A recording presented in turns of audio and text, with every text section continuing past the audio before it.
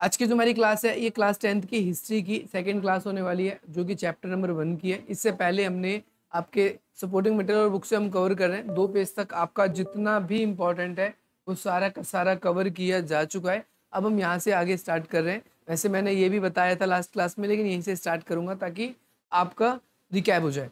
अब यहाँ पर जैसे कि बताया गया है कि जो फ्रांसीसी क्रांति हुई थी, तो उस फ्रांसीसी क्रांति में उदारवादियों की भी भूमिका थी। उदारवादी की भूमिका का मतलब यह है कि भाई बहुत सारे ऐसे विचारक उत्पन्न होकर आए, बहुत सारे ऐसे लोग उत्पन्न होकर आए जो पुरानी जो रीति रिवाज चल रहे थे उनके खिलाफ थे। जैसे इन्होंने क्या किया कि भाई नई सरकार बनाने की फैसले की। जो जगह जगह पर क्रांति हुई, जैसे फ्रांसीसी क्रांति हुई, या फिर जो इंग्लैंड में, या फिर जो जर्मनी उसका एकीकरण हुआ, जो पुराने शासक थे वहाँ के राजतंत्र का अंत हुआ, तो वहाँ पर जो सहमति थी, सहमति पर आधारित सरकार बनाई गई, नई सरकार बनाई गई। नई सरकार कैसी थी? जो सबकी सहमति पर आधारित थी। जो नई सरकार बनाई गई उसको कहा गया कि वो कैसे शासन करेगी? संविधान के आधार पर शासन करेगी। संविधान में जैसे नियम कायदे कानून लिखे हैं वैसे ही शासन वो करेगी। इसके बाद में जितने भी चुने हुए नए लोग आएंगे वो एक संसद में जाएंगे और उन संसद में जाकर वो कानून बनाएंगे। राजा अपनी इच्छा से केवल कानून नहीं बना सकता। और जिन लोगों को पहले विशेष अधिकार दिए गए थे उनके विशेष अधिकार क्या कर दिए? समाप्त कर दिए, खत्म कर दिए गए। इसके अलावा कानून की समानता लाई गई, यानी कानून जो बनाए गए संविधान के अंदर वो सभी के लिए एक बराबर थे। कानून के समक्ष समानता का मतलब क्या है? कानून सबके लिए एक बराबर बनाए गए। मताधिकार यानी जो वोटिंग राइट था, मताधिकार का मतलब क्या है? जो वोटिंग राइट था, जो वोट देने का अधिकार था, वो क्या किया गया? सबके लिए तो नहीं हो पाया, लेकिन ये था कि समाज के जो ज़्यादातर जो वर्ग थे उन लोगों को दिया गया। बाजार मुक्त कर दिया गया। बाजार मुक्त करने का मतलब ये है कि सरकार जो है अब जो टैक्स लेती थी वो केवल जरूरी टैक्स लेने लगी। पहले जितने फालतू के टैक्स लिए करते थे वो सारे टैक्स बंद कर दिए गए। और साथ ही साथ में पहले क्या होता है, जैसे ये एक देश है, यहाँ पर एक बाजार है और हम चाहते हैं कि भाई हम इस देश में रहते हैं, हम अपना सामान बेचने के लिए आए। तो अगर हम अपना सामान बेचने के लिए यहाँ पर दूसरे देश में जाएंगे तो यहाँ का जो राजा होगा वो हमसे टैक्स लेता था।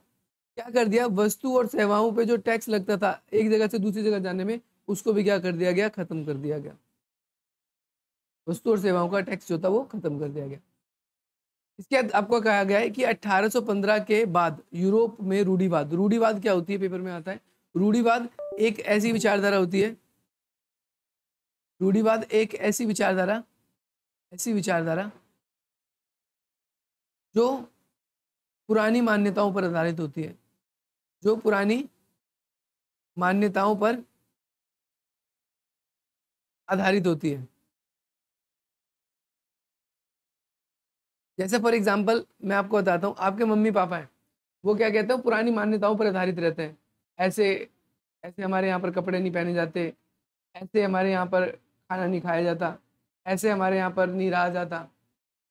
तो जो पुरानी मान्यताएं होती हैं, ठीक है भाई। तो यूरोप में 1815 के बाद यूरोप में रूढ़िवाद, 1815 में नेपोलियन हार गया। आपको पता है, अपने 11th क्लास 9th क्लास के अंदर पढ़ा था, वाटरलू के युद्ध में नेपोलियन हारा था, ठीक है। तो उसके बाद यूरोप की सरकार का झुकाव दोबारा से रूढ़िवाद की तरफ बढ़ गया। यानी जैसे ही नेपोलियन हार गया, नेपोलियन कहाँ का था? आपको बताया था फ्रांस का था। जैसे ही नेपोलियन हार गया, जैसे ही नेपोलियन क्या हो गया? हार गया, वैसे ही रूढ़िवाद बढ़ने लगा। यानी पुरानी जो विचारधारा थी, जो बदलाव पहले से थी, वो हटी नहीं, दोबारा से आने लगी। यानी बीच में तो सब कुछ ठीक हो गया था, संविधान के अनुसार शासन हो रहा था, जनता चुन के जा रही थी, जनता की इच्छा अनुसार काम हो रहा था। लेकिन जैसे ही नेपोलियन मर गया वैसे ही दोबारा पहले जैसे अव्यवस्था होने लगी, पहले जैसे सब कुछ सिस्टम बेकार हो गया। अपनी राजनीतिक विचारधारा के अनुरूप रूढ़िवादियों ने स्थापित संस्थाएं, रीति रिवाज, परंपराओं को मान्यता एवं तीव्र परिवर्तन के स्थान पर कर्मिक विकास पर जोर दिया। यानी अब जैसे ही नेपोलियन हार गया तो जो पुराने लोग थे, जो पहले शासन पर जिनका कब्जा था, पुराने लोग जिनको हटाया गया था, धीरे धीरे वैसी व्यवस्था आने लगी फिर से, और वो उसी हिसाब से काम करने लगे जैसे पहले काम करते थे। एक शिखर सम्मेलन हुआ जिसे कांग्रेस कहा गया है और इसका आयोजन वियना में किया गया। इस कांग्रेस का आयोजन जो है आपके ऑस्ट्रिया चांसलर ड्यूक मेटरनिक ने किया था। पेपर में आता है ये 1 नंबर में। ड्यूक मेटरनिक कौन था? ड्यूक मेटरनिक कौन था? 1 नंबर में एमसीक्यू में आता है। ध्यान रखना है, ऑस्ट्रिया का चांसलर है। कहाँ का? ऑस्ट्रिया। ऑस्ट्रेलिया नहीं लिखेगा कोई, ऑस्ट्रिया, ऑस्ट्रिया ध्यान रखना है। मैं आपको मैप में भी इसको दिखा देता हूँ। देखो ये है हमारा मैप और इसमें आपको दिखेगा ये ऑस्ट्रिया, ये है ऑस्ट्रिया यहाँ पर, ठीक है। और जूम करना चाहो और जूम कर सकते हो उसको। ये है यहाँ पर मैंने बताया ऑस्ट्रिया, और ऑस्ट्रेलिया की जब हम बात करते हैं तो ये है ऑस्ट्रेलिया, ये है ऑस्ट्रेलिया। ये दोनों अलग अलग जगहें, गलत मत लिख देना पेपर में। ऑस्ट्रिया का कौन था? चांसलर था। इस कांग्रेस में वियना संधि पर हस्ताक्षर किए गए थे, ये भी याद रखना है आप सभी को। अब वियना की संधि के बारे में बात करेंगे। अब पेपर में ये भी आ जाता है, ये 4 नंबर में आता है, पेपर में आता है 4 मार्क्स में। वियना की संधि क्या थी? देखो वियना एक स्थान का नाम है, वहां पर एक समझौता हुआ, उसे वियना की संधि कहा गया। और ये कब हुआ था? 1815 में। वियना की संधि क्या है? एक समझौता हुआ था। संधि का मतलब क्या होता है? संधि का मतलब होता है समझौता। और समझौता, वियना का मतलब क्या है? वियना एक स्थान का नाम है, इस स्थान पे हुआ, इसीलिए इसका नाम वियना की संधि रख दी। और कब हुआ? 1815 में। अब इसमें क्या क्या बात थी? सबसे पहले फ्रांस में जो बुर्बो राजवंश था उसको दोबारा चलाया गया। आपको याद होगा जो लुई 16 था वो बुर्बो राजवंश से ही था। और यहाँ पर क्या होता है? दोबारा से शासन की जो बागडोर है वो किसके हाथ में गई? बुर्बो राजवंश के हाथ में आ गई। दूसरा, इसका मुख्य उद्देश्य यूरोप में नई रूढ़िवादी व्यवस्था कायम करना था। अब वियना संधि में क्या है? दोबारा से जो पहले सिस्टम चलता था नेपोलियन से पहले, दोबारा से वही सिस्टम यहाँ पर यूरोप में लाया गया, ठीक है। तीसरा, फ्रांस के उन इलाकों से आधिपत्य खो दिया जो उसने नेपोलियन के समय जीते थे। यानी नेपोलियन आपको पता है बहुत तगड़ा शासक था, उसने क्या किया था? फ्रांस को बहुत ऊंचाइयों तक पहुंचाया था। लेकिन जैसे नेपोलियन मर गया, जैसे फॉर एग्जांपल पहले फ्रांस इतना बड़ा था, तो नेपोलियन जब ताकतवर ज्यादा था तो उसने उसके आस पड़ोस के क्षेत्रों को भी जीत लिया था। लेकिन जैसे ही नेपोलियन मरा तो ये जो क्षेत्र थे, क्योंकि राजा ताकतवर रहा नहीं, तो ये क्षेत्र दोबारा इसके हाथ से क्या हो गए? चले गए, ठीक है भाई। फ्रांस की सीमाओं का विस्तार पर रोक लगा दिया गया, याद रखना है आप सभी को। देखो मैंने कहा था ड्यूक मेटरनिक कौन थे, ये देखो आगे ड्यूक मेटरनिक के बारे में, इन नेताओं के बारे में भी आता है, बहुत बार आता है पेपर में, कंफर्म आता ही है, एक नेता के बारे में कंफर्म आता है, तो ये ध्यान से सुनना है। देखो इसमें क्या लिखा हुआ है? ड्यूक मेटरनिक कौन था, पेपर में आएगा। तो इसका जन्म कब हुआ? 15 मई 1773 में हुआ। कौन था वो? ऑस्ट्रेलिया का चांसलर था। तीसरी बात, 1814 से 1848 तक उसने यूरोप की राजनीति में महत्वपूर्ण भूमिका निभाई, ये भी इंपॉर्टेंट बात है। कहाँ की राजनीति में महत्वपूर्ण भूमिका निभाई? यूरोप की राजनीति में। यूरोप के राजनीतिक हालातों पर टिप्पणी करते हुए इन्होंने कहा यदि फ्रांस चीखता है, ये पेपर में बहुत बार क्वेश्चन आया कि ये किसने कहा है, ये आपके टेस्टों में भी आया होगा अगर आपको याद होगा। अगर फ्रांस चीखता है तो उसका प्रभाव जो है, उसका जुकाम जो है वो पूरे यूरोप पे पड़ जाता है। इस लाइन का कहने का मतलब है फ्रांस इतना ताकतवर देश है, अगर फ्रांस पे कोई समस्या आती है तो उसका असर जो है वो पूरे यूरोप पे पड़ता है, पूरे यूरोप पे। जैसे आज पूरी दुनिया में अमेरिका है, अमेरिका कितना ताकतवर देश है, बहुत ताकतवर देश है। अगर अमेरिका पे कोई भी दिक्कत आती है तो इसका दिक्कत सिर्फ अमेरिका पे नहीं आती, ये पूरे वर्ल्ड पे ही दिक्कत आती है, ये इसने कहा था। वियना की जो संधि हुई तो उसमें इसने महत्वपूर्ण भूमिका निभाई, और नेपोलियन के युद्ध के उपरांत यूरोप के पुनर्संरचना में और दोबारा से राजतंत्र या रूढ़िवादी व्यवस्था लाने में इसकी मुख्य भूमिका थी। तो 2 पॉइंट आपको इसके बारे में याद रखना है। पहली बात तो ये ऑस्ट्रेलिया का चांसलर है। दूसरी बात, यूरोप की राजनीति में नेपोलियन के युद्ध के बाद इसने मुख्य भूमिका निभाई। तीसरी बात, इसने कहा कि भाई जब फ्रांस को जुकाम होता है तो यानी जब फ्रांस छींकता है तो पूरे यूरोप को जुकाम हो जाता है। इसका मतलब ये है कि फ्रांस की जो राजनीति है वो पूरे यूरोप पे प्रभाव डालती है। और चौथा बात, इसने वियना की संधि में क्या किया? मुख्य भूमिका निभाई इस चीज में, पुराने राजतंत्र को स्थापित करने में। अगला एक और नेता है जिसका नाम है ज्यूस्पी मैत्सिनी। नाम अजीब अजीब से है, अंग्रेजों के नाम है तो याद करना ही पड़ेगा। अब इसका जन्म कहाँ पर हुआ भाई? जेनेवा, जेनेवा नाम की जगह है, 1807 में हुआ। और उस समय पश्चात ये क्या है आपका? कॉर्बनरी में गुप्त संगठन के सदस्य बन गए। 24 साल की युवा अवस्था में आपके लिगुरिया में क्रांति करने के लिए उन्हें 1831 से देश निकाल दिया गया। यानी अपनी सरकार के खिलाफ बोला था इन्होंने, इसीलिए इनको देश के बाहर निकाल दिया गया, ठीक है भाई। आपसे पूछा जाए किस नेता को सरकार के खिलाफ बोलने से देश से बाहर निकाल दिया था, तो आप बोलेंगे जूस्पी मैत्सिनी, इसको निकाला था। इसके बाद में क्या आता है? तत्पश्चात उन्होंने 2 भूमिगत संगठन स्थापित किए, यानी अंडरग्राउंड रहकर, क्योंकि देश से तो निकाल दिया इनको, अब देश में जाकर दोबारा काम करेंगे तो जेल में डाल देंगे, इसीलिए अंडरग्राउंड होकर, अंडरग्राउंड होने का मतलब है छुपकर, छुपकर इन्होंने 2 संगठन की स्थापना करी। पहला था जिसका नाम है मार्सेई, आ सकता है पेपर में, और मार्सेई में यंग इटली, और दूसरा यंग यूरोप। ये 2 संस्थाएं बनाई, ये संगठन बनाए।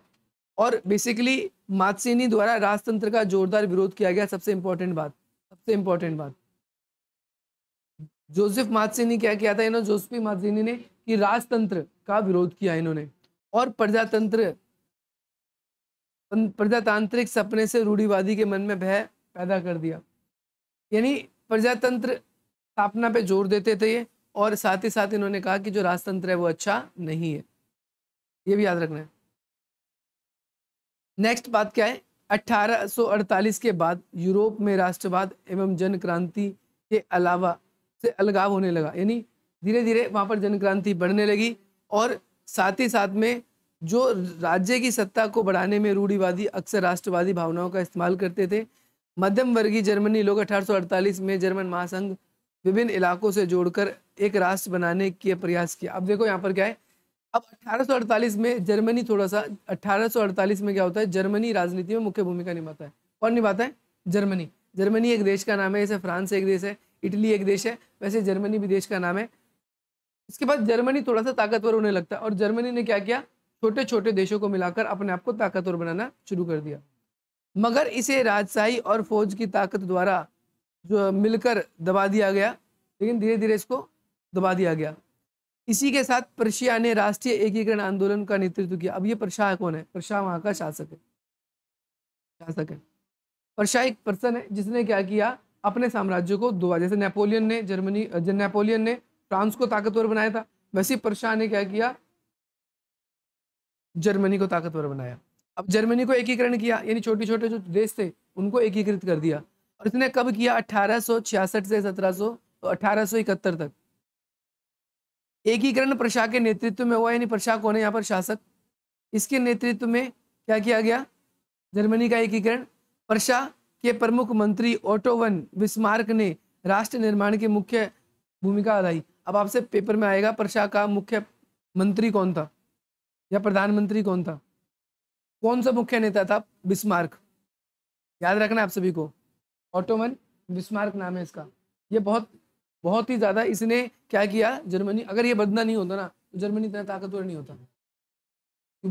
इसने जर्मनी को ताकतवर बनाने की कोशिश की। आप देखोगे यहाँ पर लगभग 7 वर्ष के दौरान ऑस्ट्रिया, डेनमार्क, फ्रांस, इन तीनों से लड़ाई हुई इसकी। फ्रांस जो एक समय में बहुत ताकतवर था, जर्मनी की लड़ाई होती है और जर्मनी उन सबको हरा देता है।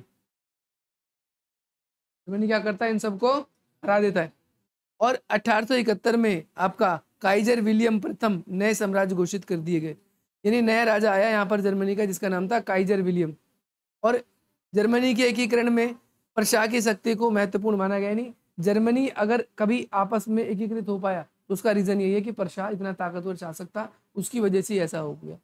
अब जर्मनी राज्य में नए नियम बनाए गए, जैसे बैंकिंग व्यवस्था लाई गई, यहाँ पर मुद्रा, नई करेंसी लाई गई, न्यायिक व्यवस्था नहीं बनाई गई। ये याद रख सकते हो आप कि जर्मनी के एकीकरण के बाद में ये परिवर्तन हुआ। ऐसे ही इटली होता है, इटली का भी एकीकरण किया जाता है। इटली का एकीकरण कब का होता है? 1859 से 70 तक। इटली पेपर में पूछा हुआ है, पिछले साल आया था ये सवाल। इटली कितने राज्यों में बटा हुआ था? तो 7 राज्यों में बटा था। इटली कितने राज्यों में बटा था? और 7 राज्यों को फिर एक इकट्ठा कर दिया गया। 1830 के दशक में जोसेफ मैत्सिनी ने इटली के एकीकरण के लिए कार्यक्रम प्रस्तुत किए। यानी कौन सा पर्सन था, किसने, जैसे अभी आपने फॉर एग्जांपल देखा कि जर्मनी का एकीकरण किसने किया? मुख्य रूप से किसके नेतृत्व में हुआ? पर्शिया के नेतृत्व में। और इटली का नेतृत्व में किसकी भूमिका थी? जोसेफ मैत्सिनी। याद रखना, ये भी पेपर में आ जाएगा क्वेश्चन। पेपर में क्वेश्चन आएगा कि जो इटली है उसका नेतृत्व किसने किया, या उसके एकीकरण में किसने मुख्य भूमिका निभाई? तो जोसेफ मैत्सिनी। 1830 से 48 में क्रांतिकारी कई विद्रोह हुए। जो मौजूदा सरकार थी उसको हटाओ, अच्छे शासन नहीं कर रही, उसकी जगह दूसरे लोगों को लाओ। और लेकिन वो क्या रहे? असफल रहे, वो फायदेमंद नहीं रहे। 1859 में फ्रांस से आपका सोडिनिया पिडामेंट ने एक चतुर कूटनीति संधि की, जिसके माध्यम से ऑस्ट्रिया को हरा दिया गया।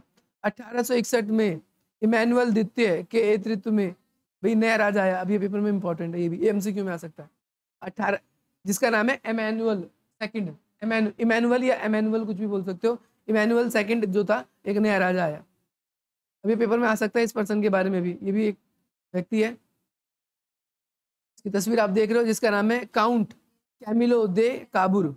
वैसे काबुर दे काबुर डी काबुर लिखा आएगा या तो पेपर में डी काबुर लिखा आएगा, तो आप ऐसे याद रखना। ये क्या है, सार्डिनिया पीडामेंट के प्रमुख मंत्री थे, ये जगह का नाम है सार्डिनिया पीडामेंट।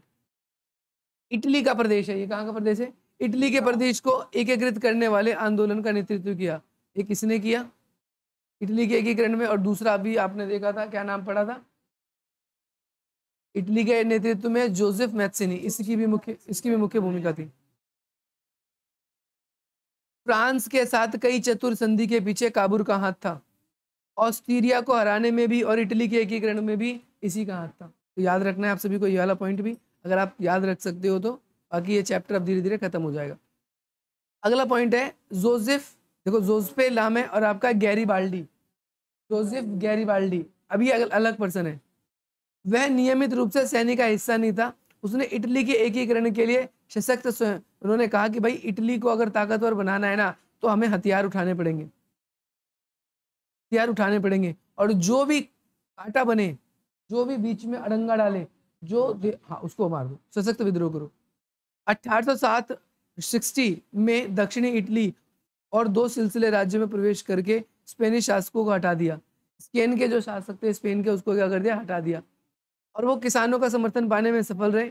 ये याद रखना है, इन्होंने सैनिक विद्रोह किया था, सैनिक नहीं थे लेकिन फिर भी धीरे धीरे सैनिक में शामिल हुए और सैनिकों को विद्रोह किया, किसानों का समर्थन पाया इन्होंने, और दक्षिण में इटली को एकीकरण में इनकी मुख्य भूमिका रही।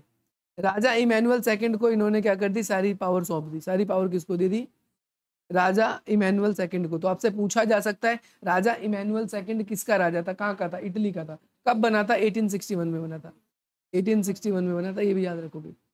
अगला यूनान की स्वतंत्रता का संघर्ष। यूनान भी यूरोप का एक देश है, यूनान क्या है, यूरोप का देश है, यूरोप का देश। देखो लिखा हुआ यूनान जो है ऑटोमन साम्राज्य, ऑटोमन साम्राज्य का मतलब है मुस्लिम साम्राज्य, मुस्लिम साम्राज्य का हिस्सा 15वीं शताब्दी से आया, और क्रांतिकारी राष्ट्रवाद यानी जब फ्रांस में फ्रांसीसी क्रांति हुई उसके बाद में यूनान के लोगों में भी स्वतंत्रता की भावना जग गई, उनके मन में भी हुआ कि नहीं भाई हम भी आज़ाद होंगे, हमारा राजा बहुत खराब है, हम इससे बाहर निकलना चाहते हैं। और 1821 में वहां पर आज़ादी के लिए लड़ाई झगड़ा या स्वतंत्रता के लिए संग्राम छिड़ गया। यूनान के लोगों ने क्या किया, निर्वासन में रह रहे यूनानियों के साथ में पश्चिमी यूरोप को समर्थन मिला, यानी यूनान के लोगों को और विदेश के और जगहों से क्या मिला, सपोर्ट मिला, और विदेशों से क्या मिला, सपोर्ट मिला आंदोलन करने का। अलग अलग कवि कलाकारों ने स्वतंत्रता के लिए भाई कविताएं लिखी, पेंटिंग बनाई, लोगों को प्रोत्साहन किया। जैसे एक नाम है अंग्रेज के कवि जिसका नाम है लॉर्ड बायरन, ने धनराशि एकत्रित की और युद्ध के लिए वहां गए भी थे। 1824 में बुखार में उनकी क्या हो गई, बुखार नहीं बुखारा आएगा, बुखारा नाम की जगह है, यहाँ पर उनकी क्या हो गई, मृत्यु हो गई। बाकी की जो आगे ये वाला पॉइंट पढ़ के हम बाद में पढ़ेंगे। अभी पेपर में ये भी सवाल आया हुआ है पेपर में, वैसे 1832 में कुस्तुनतुनिया की संधि यूनान को एक स्वतंत्र राज्य के रूप में बना देती है। आपसे ऐसे क्वेश्चन बनेगा किस संधि के थ्रू यूनान को एक अलग देश बनाया गया, तो 1832 में हुई थी कुस्तुनतुनिया की संधि थी। कौन सी संधि थी, कुस्तुनतुनिया की संधि थी। ये जितने भी पॉइंट मैंने आप लोगों को इंपॉर्टेंट बताए हैं वहां से क्वेश्चन बनते हैं, आपको घर जाके दोबारा से एक बार इसको रिव्यू करना है, देखना है, और जो जो क्वेश्चन मैंने बताया उसको एक बार लिख लेना अच्छी तरीके से। सपोर्टिंग मटेरियल आज नहीं आपके पास, कल हो जाएगा, लेकिन ये जो क्वेश्चन मैं बता रहा हूँ जहां से क्वेश्चन पेपर में आते ही हैं आप सीधा वही पढ़ोगे तो आपको ज्यादा फायदा। ठीक है, बाकी अगली क्लास में मिलेंगे।